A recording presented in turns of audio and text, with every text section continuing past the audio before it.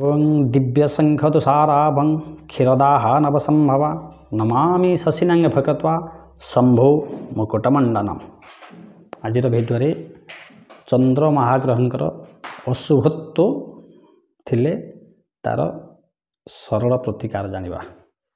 आपण मानकर प्रिय चैनल आरके वास्तुपचार चैनल को जदि सब्सक्राइब करि नाहंती ताले सब्सक्राइब करंतु एवं आपण मानकर आत्मीय परिजन मान मध्य शेयर करंतु एवं कमेंट बॉक्स रे जय चंद्रमा लिखंतु।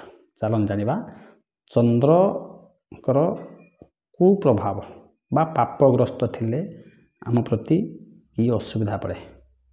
चंद्रंकर जदि पापग्रस्त थांती ताहले से व्यक्तिर माँ मध्य रोग रे पड़े बा बेमार रे पड़े, मानसिक चिंता घारी जाए, फुसफुस रोग हुए, धननाश मध्य हुए। तापाई छोट प्रतिकार देखंतु।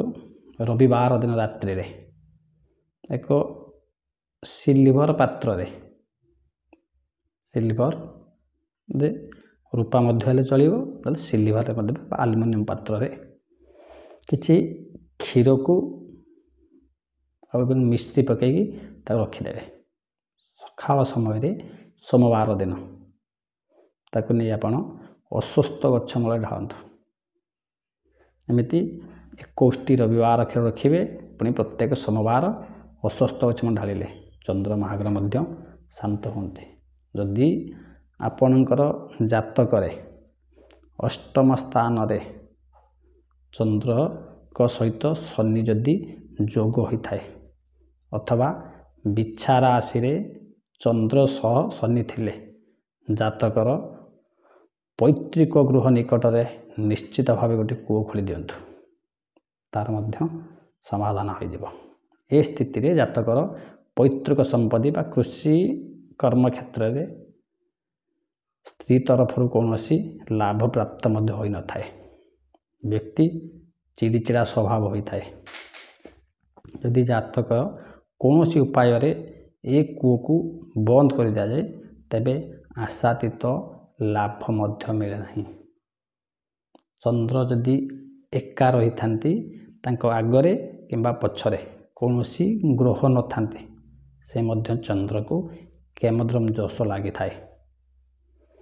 चंद्र जदि अष्टम रे बिछा राशि रे थिले एवं यार शत्रुग्रह बुध लग्न रे थिले व्यक्ति 34 वर्ष पर्यंत नाना असुविधार सम्मुखीन होता है। चंद्रंकर पाप प्रभाव द्वारा व्यक्ति मध्य टीबी रोग रे आक्रांत होता एवं संतानहीनता मध्य देखा देता है। अर्श रोगी, मृगी रोगी किंबा कर्कट रोग हेबार यथेष्ट संभावना थाए। तेणु आम चंद्र केतकी सूक्ष्म सरल उपाय बताइबु चंद्र महाग्रह मध्य शांत हे।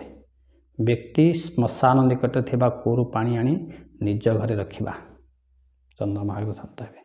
घरे थिबा गुरुजन मानक विशेषकर मातृस्थानीय मानक मध्य सकाळे तांग पाद छुईले से मध्य चंद्र महाग्रह शांत होते। छोट पिला मानक मध्य जदि क्षीर पीवा पाई दिया जाए चंद्र महाग्रह शांत। चंद्र रे रूपारे चंद्र तैयारी करंतु एवं ठाकुर घरे मध्य ताकू स्थापित करंतु। ए मध्य कले चंद्र महाग्रह शांत होई थांती। किंतु चंद्र महाग्रह हेले जलर प्रतीक, चंद्र महाग्रह हेले मनर प्रतीक।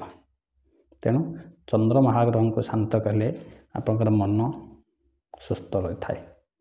तेणु आउ गोटे चंद्र जदि चंद्र एकादश घरे थांती तांको सहित केतु रोग पापयुक्त होई थांती बा जोग थांती ताहले से मध्य मानसिक स्तर दूषित होई थांती। एही स्थिति रे जातकर गोसमा जीवित थिबा पर्यंत पुत्र संतान हुए नाही। से जातकधारी जदि तांको जेजेमा जीवित अछंती से पर्यंत मध्य तांकर पुत्र संतान मध्य हुए नाही किंबा दृष्टिहीन हो जाए थाए। पुत्रर आयु मध्य कम होता है। ये स्थिति रे घरे बा आपणकर ଚନ୍ଦ୍ର କ'ଣ ବାୟୁ ଦିଗରେ ମଧ୍ୟ ଯଦି ନିମ୍ନ ସ୍ଥାନଟି କରି ଜଳ ମଧ୍ୟ ଉତ୍ସ ରଖାଯାଏ ସେ ମଧ୍ୟ ଚନ୍ଦ୍ରମାଗ୍ରହ ଶାନ୍ତି ହୁଅନ୍ତି।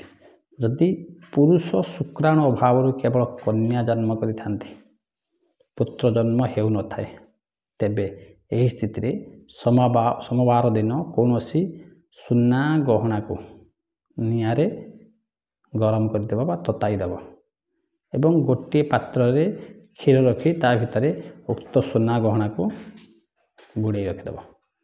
ସେ ଯେଉଁ କ୍ଷୀର ଫୁଟିଲା ବା ଗରମ ହୋଇଗଲା ସେହି କ୍ଷୀରକୁ ସ୍ୱାମୀ ଏବଂ ସ୍ତ୍ରୀ ଯଦି ପାନ କରିବେ, ଏହି ପ୍ରକ୍ରିୟା 11ଟି ସୋମବାର ପର୍ଯ୍ୟନ୍ତ କରନ୍ତୁ, ତାହେଲେ ଜାତକରେ ନିଶ୍ଚୟ ପୁତ୍ର ସନ୍ତାନ ଜାତ ହେବ। ଯଦି ଚନ୍ଦ୍ର ଏକାଦଶ ଘରେ ଥାଇ କେତୁ ତୃତୀୟ ଘରେ ଥାନ୍ତି, ମିଥୁନ ଘରେ ଥାନ୍ତି, ତେବେ ପିଲା ଜନ୍ମ ସମୟ ବେଳୁ ପ୍ରସୂତି ସେ ମା ମଧ୍ୟ କଷ୍ଟ ଅନୁଭବ କରିଥାଏ। ଜଳଯାତ୍ରା ଓ ଅନ୍ୟ ବିଦେଶ ଯାତ୍ରା ଗଲାବେଳେ କ୍ଷତି ମଧ୍ୟ ହୋଇଥାଏ। ଏହି ପରିସ୍ଥିତିରେ କ'ଣ କରିବେ ନା ପେଡ଼ାରେ ତିଆରି ହୋଇଥିବା 121ଟି ସନ୍ଦେଶ ଆଣିବେ ଏବଂ ଛୋଟ ଛୋଟ ପିଲାମାନଙ୍କୁ ବାଣ୍ଟିଲେ ସେ ମଧ୍ୟ ଚନ୍ଦ୍ର ପ୍ରଶମନ ହୋଇଥାନ୍ତି। ତେଣୁ ଚନ୍ଦ୍ରଙ୍କର ଏହି ଦୁଷ୍ପ୍ରଭାବ ପାଇଁ ଚନ୍ଦ୍ରଙ୍କର ରତ୍ନ ମୋତି ମଧ୍ୟ ଧାରଣ କରିପାରିବା, ଜଳ ମଧ୍ୟ କମ୍ ନଷ୍ଟ କରିବା ଏବଂ ମାତୃସ୍ଥାନୀୟ ଲୋକମାନଙ୍କୁ ସମ୍ମାନ ଦେବା, ପ୍ରଣାମ କରିବା। ସବୁଠାରୁ ବଢ଼ିଆ ଜିନିଷ ଜଳ ମଧ୍ୟ ଆପଣ କମ୍ ନଷ୍ଟ କରନ୍ତୁ। ଏହି ପ୍ରକ୍ରିୟା କଲେ ଚନ୍ଦ୍ରମାଗ୍ରହ ଶାନ୍ତ ହେବେ। ଜୟ ଜୟ ଚନ୍ଦ୍ରମା, ଜୟ ଜୟ ଜଗନ୍ନାଥ।